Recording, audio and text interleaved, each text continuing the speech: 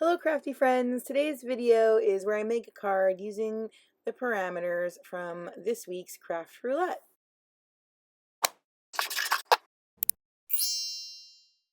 This week's parameters sent me to using my Cricut, but along with that came some mistakes. But the good thing was I worked through them and I ended up with a cute card. First mistake was my Cricut print and cut. For some reason ended up with that on the wrong side of the card, so therefore it was upside down. So I quickly printed another one, popped it there in the right direction, and that was fix number one. The other fix comes later, where I had to trim it down a bit. Then I had to score it so I could fold it in half, but there wasn't like an obvious middle point, so I used my Tim Holtz ruler that has the middle point, so with the 0 in the middle. I love that ruler. So I figured out where the middle spot was. I gave a little mark and then I scored it to fold it.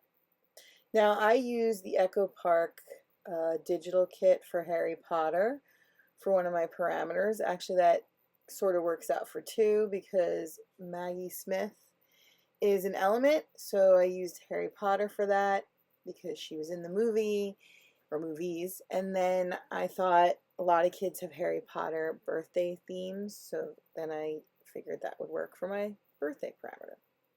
So here's where I'm making this really cute element that is going to spin, so for that equals my spiral element. So I'm just attaching it with some tape so that the string is really strong. I picked red to go with the Harry Potter colors. And then I'm just going to glue it. So because this now is going to spin, because it's going to hang in the middle of the opening of the card, I just wanted to make sure that it was taped and glued to make it super strong. And then I'm going to do the same thing with the face of the card and trim off the little pieces. And then now here's where I realized the Cricut didn't trim it exactly the way that I had originally had it measured.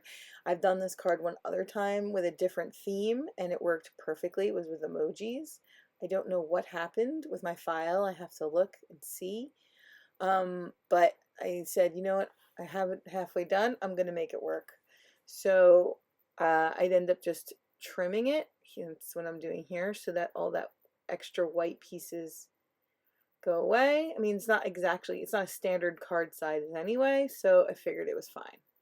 And then here's the little fun element, which I found to be my fun fold, which is also my spiral. So you twist it up and then you stick it in the envelope. And then when the person takes it out of the envelope and they open the card, it spins. And that is, you don't have to do this on a Cricut. You can do that with different size hole punches. I just don't have a bunch of those hole punches. You could also do it with a bunch of circle die cuts. That could work as well. But I had originally done it on a Cricut years and years and years ago. So I thought, oh, it's, the template's ready to go. Easy. But I ended up having a few little hiccups with it, but I ended up working out in the end. So the 4 parameters are fun fold. I found that this is a super fun card, therefore it's a fun fold. Birthday party colors, Harry Potter birthday party. Maggie Smith, who was in Harry Potter as the teacher, I forget her name. And then spiral. This card has a circle that spirals in the middle or twirls when you open it. Thanks so much for watching. Have a crafty day.